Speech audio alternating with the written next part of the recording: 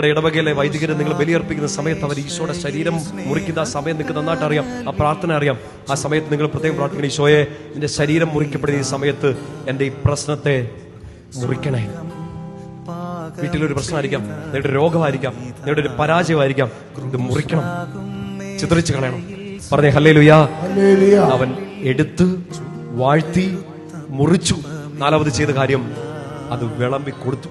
എന്നുവെച്ചാൽ ബലിയർപ്പിച്ച ഒരു തന്റെ ജീവിതം ഉപകാരമില്ലാത്തതായി പോകത്തില്ല, അനേകർക്ക് അനുഗ്രഹമായിട്ട് മാറും. അനേകർക്ക് അനുഗ്രഹമായിട്ട് മാറും വിശുദ്ധ കുർബാന അർപ്പിക്കുന്ന ഒരാളുടെ ജീവിതം.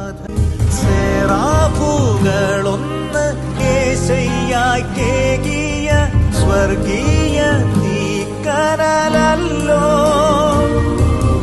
മാലാഖമാർക്കൊപ്പം വൈദികൻ കൈകളാൽ എന്നാവിലെത്തും കുർബാന. ഹല്ലേലൂയ പാടാം നാഥ ഈശോ.